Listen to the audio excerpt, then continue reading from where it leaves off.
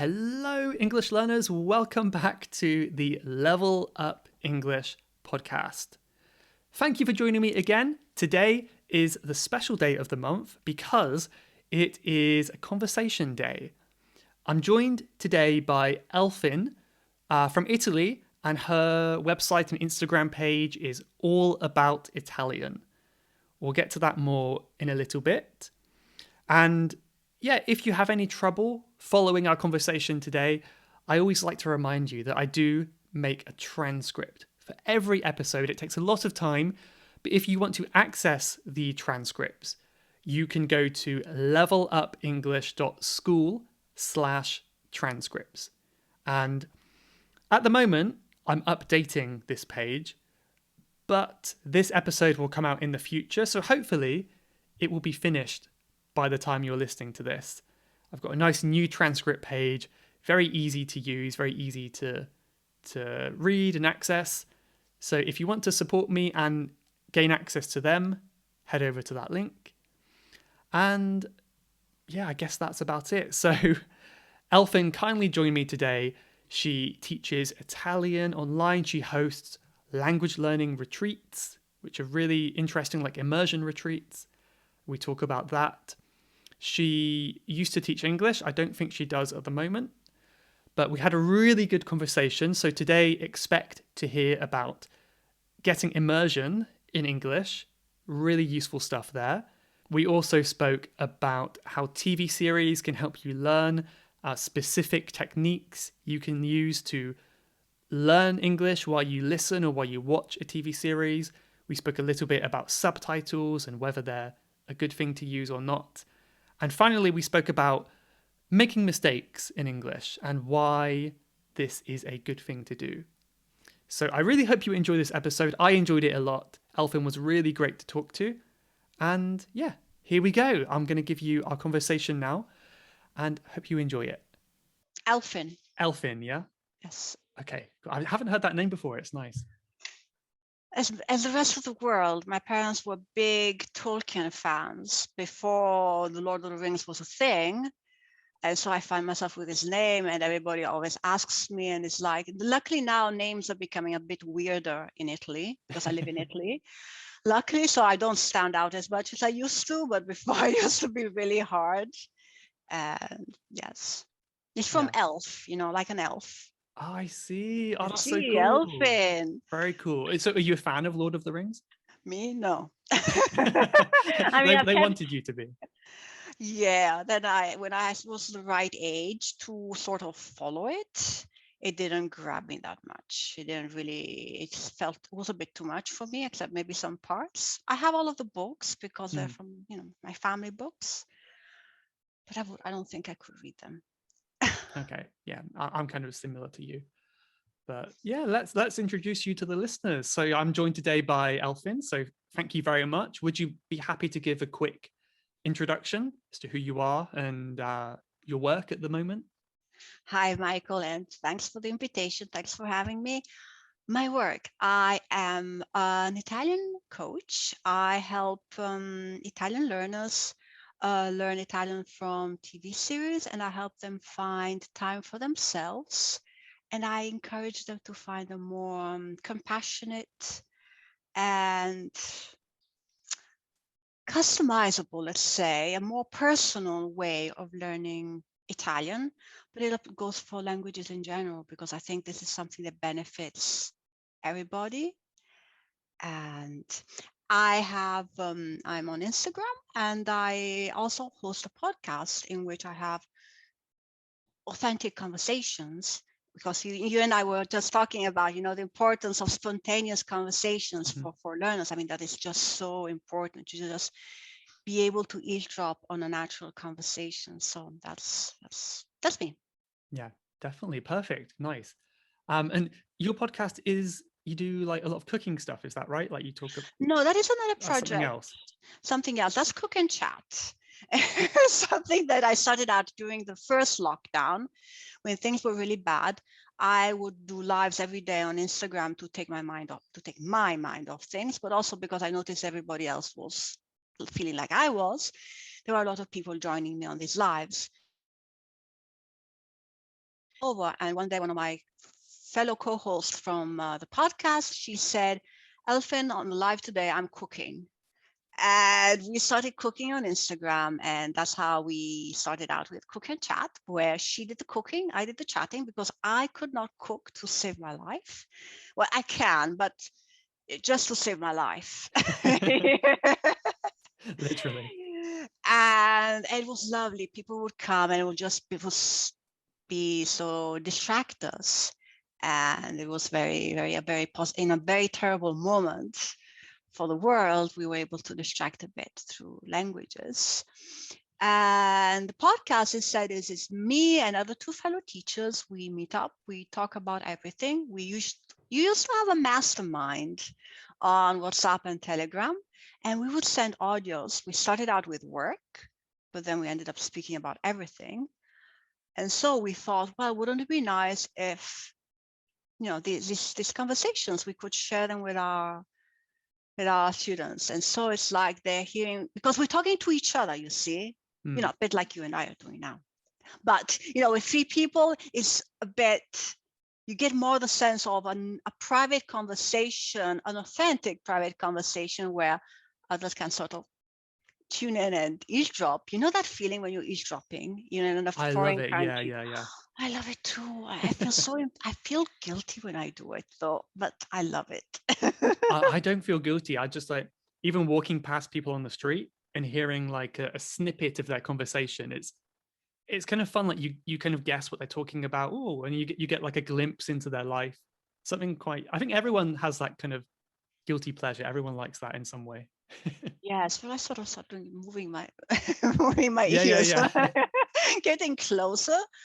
And then you start to see the silly smile on my face because I feel, understanding. Yeah. But it's really, yes, one of those language learner moments, That's a nice idea. So it almost like the idea came before the podcast, whereas exactly, for me they came at the same time. But I like that idea. And like you're the same people every week, which is nice. What's the name of your podcast for the listeners? Con parole nostre. We'll add the link. I will have to, I'm not going to try and repeat that, so I'll have to put that in the link. But yes, that's such a good point, because I think that our learners, any language learner, feels when they're learning, they feel like they're sort of left out of the conversation. They feel like they're watching this world from the outside. And if they get to a point, especially intermediate learners, where they sort of don't want graded material, they want authentic material. Mm-hmm. So giving this opportunity is wonderful. Yeah, that's kind of the goal for my podcast too. I think a bit more authentic and not being so. I think there's a lot of that kind of graded material out there. Yes. Well, there's a time and place for that as well, absolutely. But then at some point you start growing a bit linguistically, and you just want to sink your teeth in something more, but you're not ready for maybe native content just yet. So that's that tricky level. Yeah. So I'm always hesitant to ask this question because I know I don't want to come off as almost, I don't know what the word would be, patronizing or something. But I'm sure I have a lot of listeners and Italian listeners too. I've got a lot of Italian students, and they often have problems with English. So they're probably wanting me to ask you, like, how did you get your English to such a high level? Because I can hear you've got fantastic kind of British accent and, very easy to understand. So would you be able to summarize how you reached the level you have in English? Yes, it's a really weird story. It's not really weird anymore, but my dad was American and my first language was English, and I learned Italian after. Oh. And my mother had members of some part of her family was in Liverpool, so she traveled often in England, and she felt this strong connection towards the UK. And English was always a part of my life. I grew up in Italy, but at home we always spoke in English, which is, was really weird, but effective at the end of the day, because, and that's preserved my English in times where there was not enough internet there was no internet to support my English Yeah. learning, you know. Oh, that makes a lot of sense. Okay. See, it always sounds a bit patronizing. Like, how did you Oh, learn no, no, English? It's like, no, oh, it's I from know. birth, you know?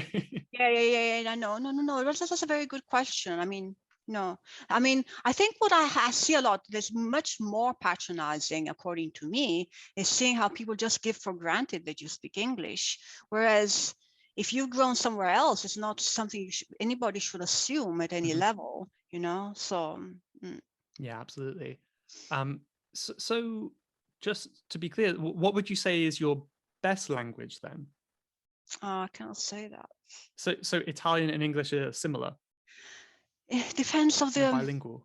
exactly. That's the whole bilingual area, the whole bilingual problem. It depends on the area of, for example, practical things. I would say that my very practical things, vocabulary, I would say that probably Italian would be a bit stronger in some areas because it's vocab I never happen to use in a real life English conversation. I've never spoken in my family about some things, Mhm. but other things, the more emotional element or other aspects that just I only think of them in English. So there's this whole world of emotions and also the practical aspect of where you did speaking. I say for the first years of my life, the only place I spoke Italian would have been in a school because then I had American friends and it's complicated. Yeah. Okay. So I think in summary, you had, immersion from a young age, Yes, and yes, yeah. yes, yes, yes, yes. Mm. Basically, that's it. Okay. Nice. And I also read on your bio that you host or you do language immersion retreats as well. Yes, I'm going to do one in September. And Cool. I'm very excited because I see it as something as a message of hope, getting people of starting again, going forward, moving on, going on with our story as the world, as a community, because we've most of my community, Italian learning community, hasn't been traveling for over a year and a half. And people who are learning Italian feels this visceral, deep-rooted connection to Italy. So they really physically missed traveling here and living the reality of Italy. So I'm really happy to be able to be. It's going to be a lot of work, but it's something I'm really happy to be doing and getting people going and dreaming again. That sounds so exciting. I've never done anything like that before, but can you tell us a bit more about it? Like where would this be, and what is it like there? Like what things are you organizing It's a tiny town that nobody's ever heard of, but it's really beautiful. in It's Italy? off, yes, it's between Rome and Naples, and it's off. Tourists don't really go there. I mean, you don't know about it, and people don't speak English. I mean, that is one of the number one assets, because many people come, many of my clients, they come to Italy and go to Rome, Venice, Florence, and get the tourist treatment. And from a human point of view, it's very disappointing. And then they don't get to actually speak English. Italian, sorry, Yeah.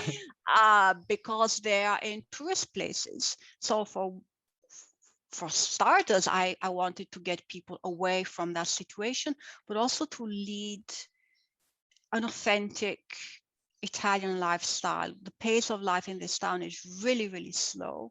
It's an extremely old-fashioned town. I mean, you go to the bakery, you're going to buy some bread, you're going to end up having a conversation with people who will feel free to suggest what kind of bread you should be eating, depending on what, I mean, this is the sort of community. So there's not a chance on earth that you will feel left out, that you will feel. People that came to my retreat last time immediately were able to make friends in the place and to live in amazing human, interpersonal experiences. But also it allows me to organize activities like, I don't know, treasure hunts, where they have to go to farmers market and find some special Oh, ingredients that's for the amazing. meal they will eat. Yeah. And they have to take away Google Maps, so they're forced to actually ask people. And then I get them to do eavesdropping exercises where they win if they're able to hear more words. it's fun because it's basically I'm able to get I'm sort of the catalyst. I get people to live experiences and practice language. And it's easy for me to sort of create the conditions so that they can interact and live experiences that they only see in movies and TV series. So it's very beautiful. That sounds amazing. You're giving me ideas as well. That sounds something like that I would love to do one day as well in English. Absolutely. And Michael, in your case, I mean, I think you can understand perfectly where I'm coming from, because imagine all the people that come to London wanting to learn English. And, I mean, I lived in London for more than a year and I perfected my French in London. I'll tell you that. I'm glad I did perfect my French, but that's not, I sort of didn't, that's not what I was expecting. But, it can be hard with the whole tourist thing going on. Definitely. I mean, I think it's a great thing about London in many ways, but not so good for immersion, because I can walk down the street and, almost everyone will be speaking a foreign language, not English. And I get really excited by that. But I think if you're coming to London to be immersed in English, you might be disappointed, because depending on where you go, there isn't always much English. I know, you have to know where to go in London, especially. And that's, I think, the same at some level. I mean, London is huge. I mean, what are we even talking about? But at a lower level, lower numbers, the same thing bit happens in Italy, in Italian big tourist cities, that you have to know where to go to experience. I mean, there are places in Rome where you will not find anybody speaking English, but you have to know where to go. And that's where I come in. I'm sort of helping them find the right places, see it from the inside. Yeah. And I think it's a good idea too, because like I try to do that when I travel. Like, first time I went to Japan, I went to Tokyo, and it's such a big city that people often don't chat with you. I had a few people talk to me, but it's very easy to be anonymous and stay hidden there. But then the second time I went to the countryside, and it's difficult.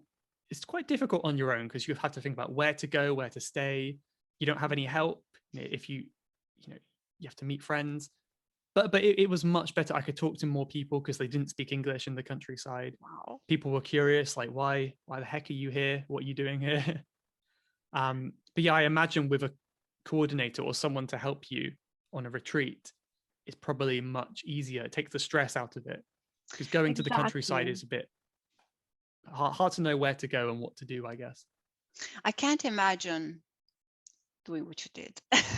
Although it sounds really great and exciting and an experience, but I think it must have been practically really, really hard. But yes, having somebody helping out and just knowing where to go. And I mean, and the funny thing is that my students, they come to this small town and people will sort of say, wait a minute, you're learning Italian? You're here? And they become rock stars in like a second, because they become celebrities. I don't know if this happened to you in Japan, because I know that it's very, it's interesting for Japanese people to see learners they're fascinated by Western learners of Japanese. So yeah, I mean, that's the other side. If you don't want to be noticed, maybe don't go to the countryside, because you will be like a rock star. Everyone's going to be, oh, what are you doing here? Wait, you're learning my language? Like, I went to a yoga class one day with like a bunch of more elderly people. So I was the youngest one, also the only foreigner there. And then after the class, everyone kind of surrounded me in a circle, asking me all these questions. Well, of course they did. Yeah, it was good practice for my language, but quite intimidating too. Wow, that must have been something to what I would give to see that. I'm glad it's not recorded. It'd be quite embarrassing. It's been a lot of fun. Yeah. So let's talk about TV shows, because that's what you specialize in your Italian lessons, right? And I know you also used to teach English. Yes. Did you do that in English too, or was that before? Yes, videos, big time. Okay. So why did you decide to use TV series to learn, and how can that help, I suppose? Such a powerful medium. You have the visual element, you have the listening element, you have the fact that you get exposed to conversations, to all sorts of language, and you have images to associate it with. You get a peek at the culture. I mean, there are all these things happening at the same time. Now, the problems, according to me, arise that when language learners start overdoing, saying, oh, okay, I'm going to understand every word in this episode. Not happening ever, no matter what your level is. I cannot follow every word in a TV show in any language because I distract. I tune out. So not happening. They start setting unrealistic goals. Yes, I think that is the main issue, and that's where I come in, start to help focus and reassuring them, because many people don't understand that they're watching a TV show done in the right way can be an incredibly impactful language learning experience, and that they're actually learning maybe more in 5 minutes from a TV show than from a textbook, probably, yes. But depending on the language, of course. I mean, it's not, but definitely, yes, there's so much going on in a TV show that you really, the problem is basically having to pace yourself and say, wait a minute, where do I start? What do I do here? And so that is what I do in a nutshell. Also, trying to just help my clients see and pick what to do and where to do it. You can have a listening exercise. You cannot do it for an hour or 45 minutes. You can do it for 5 minutes. 5 minutes done well, wow. And then enjoy the show. I mean, you still have to enjoy yourself, because if you're robbing the enjoyment from the TV show, then it just becomes a chore. Your brain will notice that and will not see it as this wonderful moment. Because when we are enjoying, sorry, I'm getting passionate, so feel free to stop Go me. ahead. Go ahead. Thing is that what is lacking in language learning today, in general, is the pleasure component. We think we have to do things like we did at school. It worked once, and that could be debatable. It is harder to make it work a second time. And we have this idea that if we're not suffering, we're not going to get results, which is ridiculous, of course, because it's exactly the contrary, that when we are doing something enjoyable, our brain responds, activates the pleasure element, oxytocin, and is more receptive. And it's ready, you link positive emotions to words, vocabulary. So even if you take one word out of a TV show, you still won.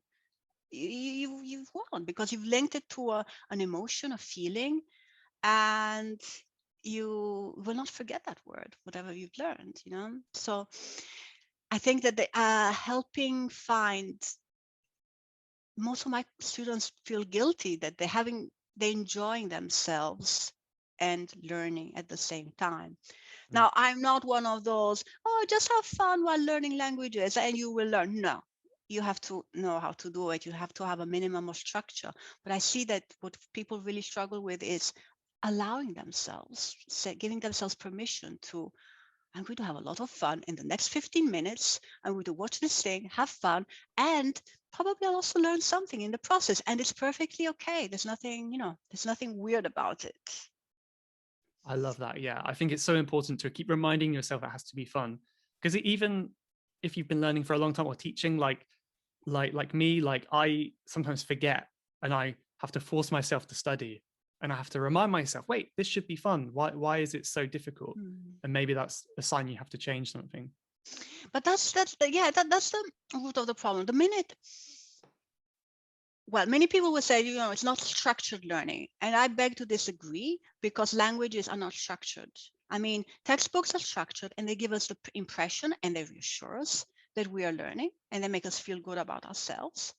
But when you're traveling and you learn that in the countryside in Japan, when you're there, it's not structured. But man, you're learning so fast. It's incredible. And I think that when you learn to, especially in the case of Italian, where you're really letting in, you're in love with a lifestyle, but it happens also with people that are in love with the US or the UK, with the country. You have to start letting the country in your daily life, no matter where you are. And there's so many ways nowadays that we can do that. And the minute we start doing that, we are learning even when we are not hitting our textbooks and when we don't have time. We're nurturing our connection with the country, and the connection with the country will keep our passion alive even when our motivation starts flagging, which it does. You cannot thrive on motivation alone. Motivation comes and goes. It's natural, no?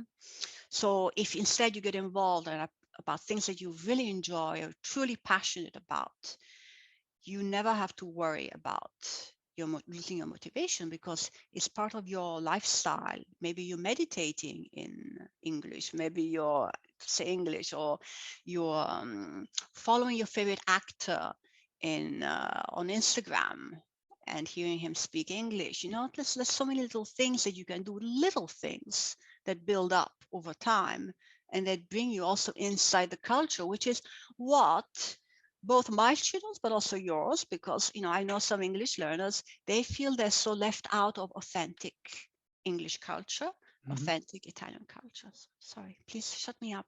That's all brilliant. That's fantastic.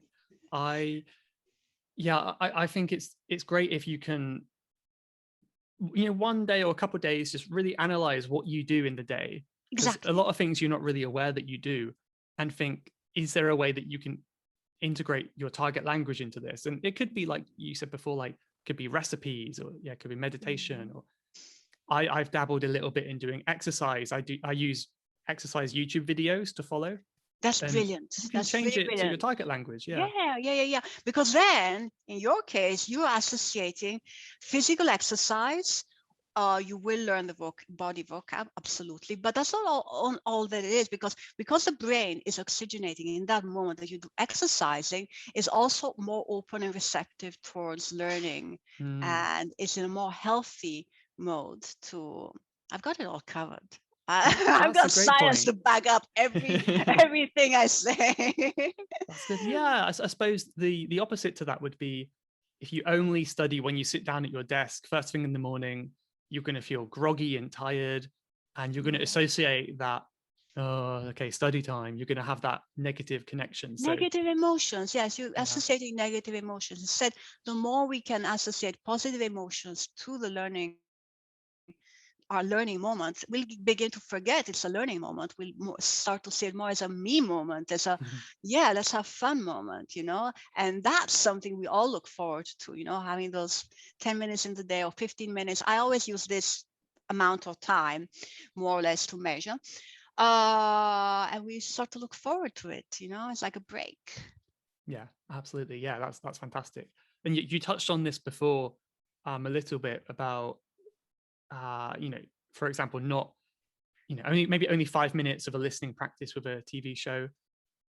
I think a lot of people, it's really myself. I'm talking about myself. Yes, please. Like when I think about studying with a TV show, I get discouraged because I don't know if I'm doing it the right way. I don't know the best way to go about doing it. So do you have any specific methods that you recommend to students? Like what's the best way to go about learning with TV?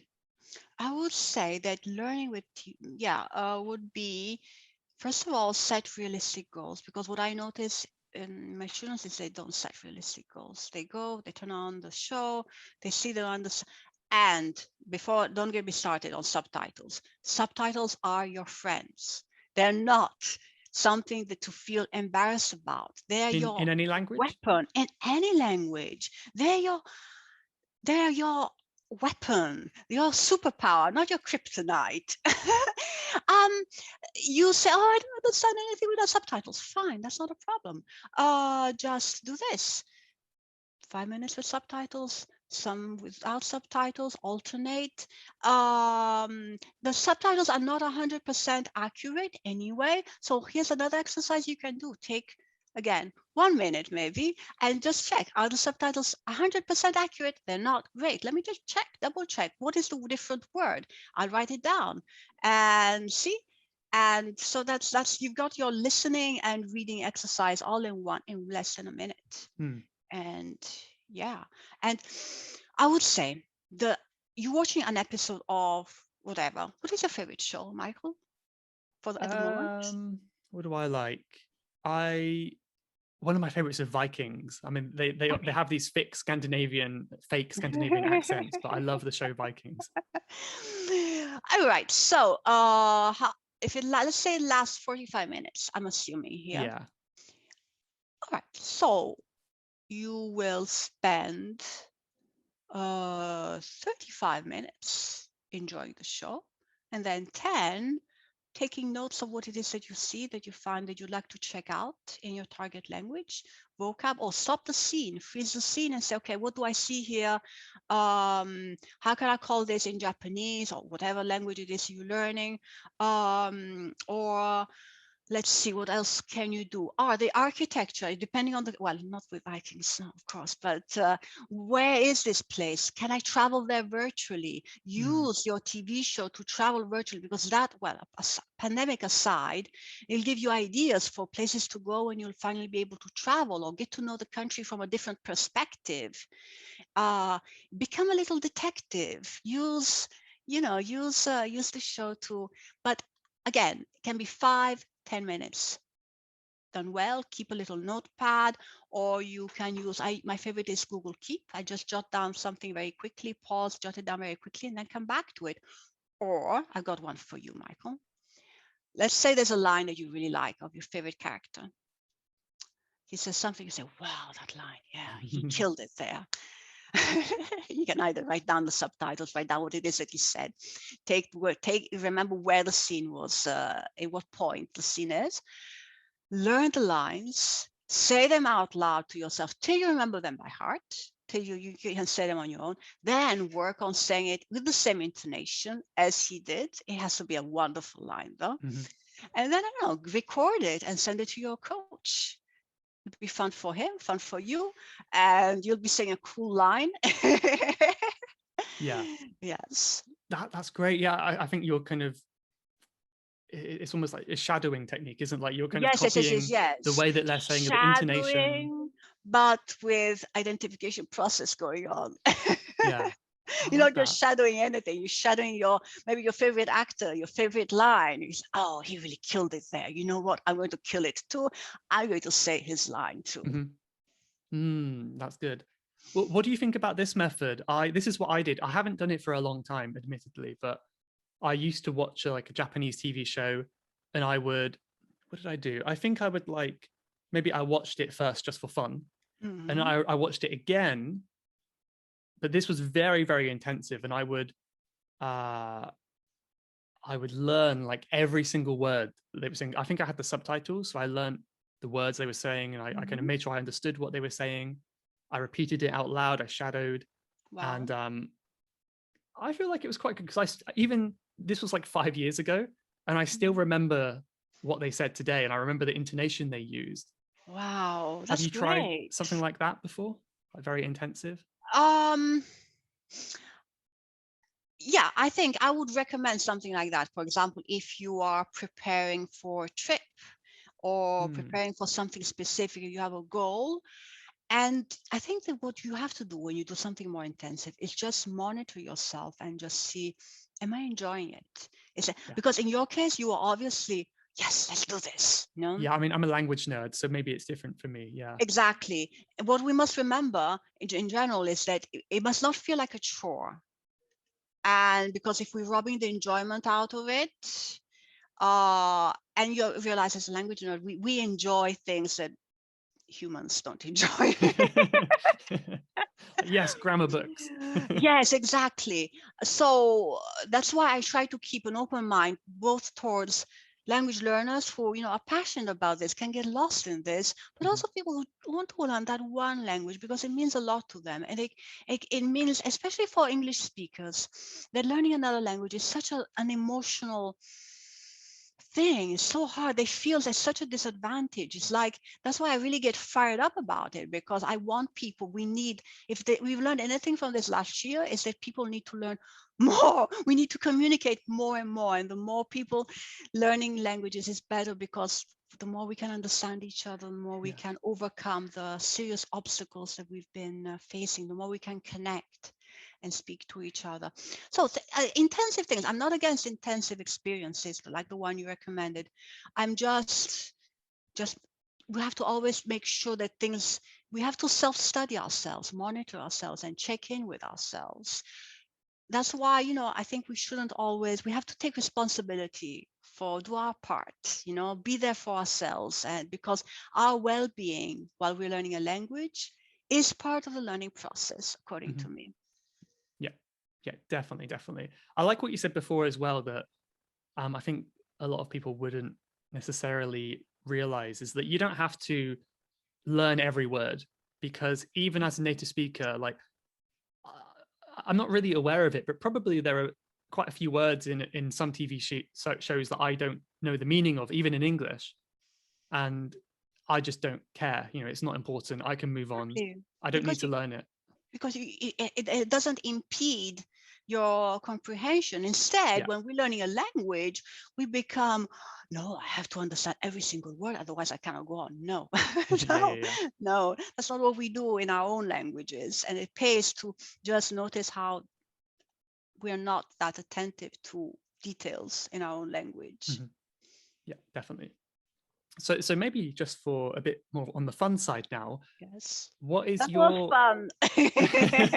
well, more fun, more Yes, yes, fun. yes. I know what you're saying. I was just Less about techniques and more about what's your favorite TV series? So I just finished watching the latest series of latest season of Ragnarok. Ragnarok Okay. as a Norwegian series, and I had a whole Norwegian period. Don't ask, but it's interesting because it's set in nowadays, but it's the ancient gods that are coming back for battle in normal human disguise. It sounds really bad like this. I'm Ah. really bad at summarizing plots, but I got all caught up with it because I knew very little about Norwegian. How do we call it? Mythology?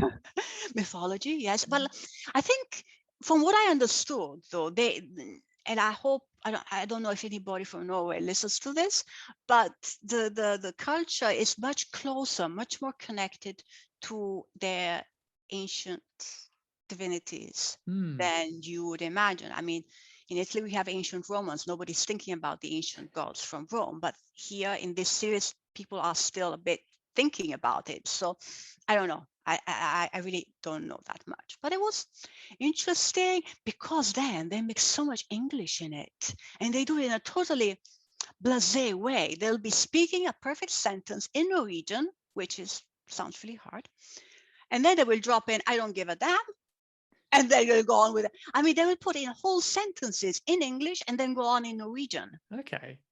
Interesting. So it's really, did I hear that right? And then I went back, I double checked because you know me, and that's what they do. Curse words or anything, they will just switch to English, which interesting. Yeah.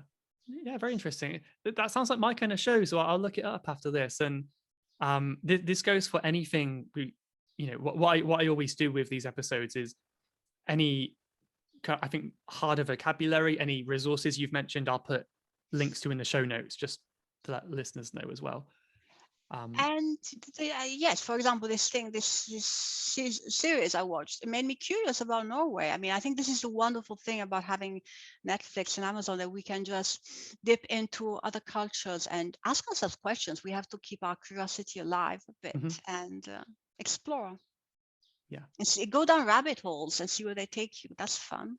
Yeah, yeah, yeah. I don't know about you, but I found like a lot of my, I don't know if it's personality or at least my interests have developed through TV shows and movies and things like that. Like I didn't know I was interested in this until I watched that show, and now I'm fascinated. Like Norse mythology is one where before I watched Vikings, I didn't know I liked it. It's sort of connected, so you might, find it remotely interesting. It could be sort of connected. Before that, I was watching another series called Crazy Ex-Girlfriend, American. And it was really crazy. 4 seasons, so I was taken care of for a couple of months because I hate having a TV series that only has one season, and I got really caught up with it. But what I really enjoy about Netflixing and is just watching different cultures and going in different places and having fun. Yeah, excellent. Yeah, it's a nice connection to the culture, especially in the language you're learning. You get to see maybe a somewhat accurate depiction of what life is like there, which is nice. It depends. Yes, I think that probably we can say that where American series are involved, maybe there's not so accurate. There's more of a Hollywood version of it. But I think that, for example, for Italian TV shows, it's a bit more accurate. And I would think also for British TV shows, I would say that. There's a lot of British TV shows that are just kind of like almost like, I don't know what the word is, like real life comedy. I don't know if you've seen like The Peep Show, for example, very famous comedy. And it's just like two guys living in London, going to work. It's very normal. The Office is another one, the British Office. Yes, yes, The Office. And there you get the sense of humor. You get to... Yeah. I love British humor, so but it can be a bit challenging. But yeah, so authenticity, up to a point, you get it. Definitely, you definitely get some, or more than you would get by... No, it's better than nothing at all. Yeah, sure. No, very cool. I like all that a lot. Yeah, maybe now is a good time to ask you my recurring question. I ask everyone.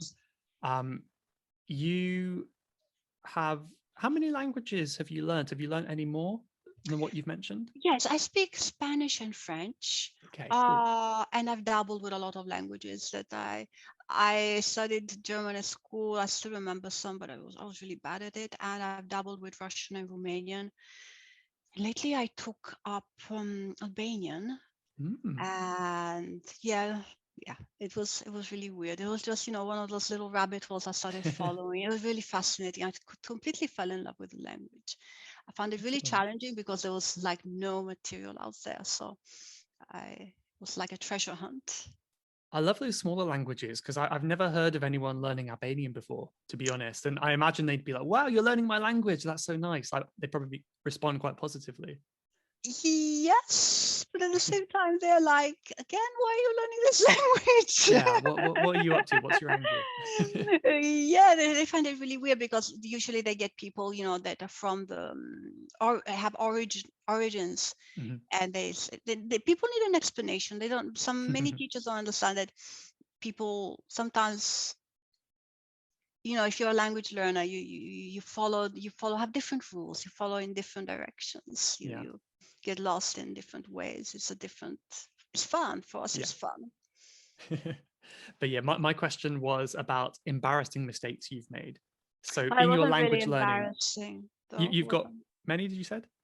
Yeah, but the most recent one I made was, I don't know, it reminded me of how difficult it is to be a beginner in a language, and just how every word you put out there is a struggle, is a fight. And it's just was such an eye-opening experience. And I hadn't taken classes in a while with my tutor, and I'd forgotten practically everything. I'd gone over my notes extensively. Then when we started class, I was really, really excited, and I wanted to say hi. But I instead of saying hi, there's this person that you, I said farewell, goodbye, mi dopaci. And he was like, oh, well, we're starting this way. And he burst out laughing in my face. And I was like, oh, it was, really silly. But when you feel so vulnerable and you're a beginner, it just made me realize what a delicate face it is. It was incredibly funny. I understood it from his point of view. It was hilarious. From my point of view, I just wanted to die. I've been in similar places before. I guess as a beginner, like you learn those words together. They're in your head in the same space in your mind. They're in the same list. For a native speaker, it's so different. It's like, wait, how could you say that? But yeah, that's a funny one. So I guess you both had a laugh about it, and it wasn't a big deal. Yes, but I felt so embarrassed because I'd really prepared really hard, because that's what happens. Your brain you go blank and you're like, ah, and you grab whatever word pops up in your head, you know, when you're Yeah. really a beginner, and it's Yeah. I do that almost every day. I wish I could remember them, but yeah. Did you do that again? Because I know usually you don't no, repeat the mistake if it's no, embarrassing, do no, you? no. That's a good thing about big mistakes, and Yeah. that just sort of sticks in your memory. And that's why we should embrace mistakes more often. I mean, especially when they're big ones like this one, Yeah. because they really help you grow. Yeah. And, That's exactly why this is the only recurring question, because I want to keep reminding people that it's something to be encouraged to make mistakes, and also to feel, not feel bad about it when you do. we Yeah. all need to be reminded that. Mm-hmm. Us teachers, learners, I mean, this is something we keep forgetting all the time. We have this pursuit of perfection. Instead, we need to be reminded this. So you're absolutely right in bringing it up all the time. Yeah, glad you think so. But yeah, very nice. Anything else you wanted to say that I maybe didn't ask you? I don't know if we covered everything. I think we covered everything. Okay, nice. So now maybe you could let people know where they can find you. You've already mentioned a few places, but like, I don't know about if you have anything in English as well, or just Italian, because I'm sure we have some My listeners blog learning will Italian. be, yeah, my blog will be up in, I think, 10 days, working on the 2 posts. And it will be in English. I mean, my writing is all in English. My Instagram too is in English. It's all about Italian. The website is www.allaboutitalian.com. The podcast, I'll put the notes. I'll give you the link in the show notes. And yeah, that's about it. Perfect. Yeah. Okay. Yeah. I'll make sure to link everything up so people can look in the description or go to the show notes and click on it. And yeah, this podcast will come out after 10 days. So your blog will be up then, I guess. Yeah. Okay, great. Michael, I just wanted to thank you so much for having me. We had a great conversation. Thank It you. was great chatting with you. We have to do this some other time. Yeah, I'd be more than happy to. It's been really nice. So thank you for joining me. Yeah. Okay, bye. Thank you.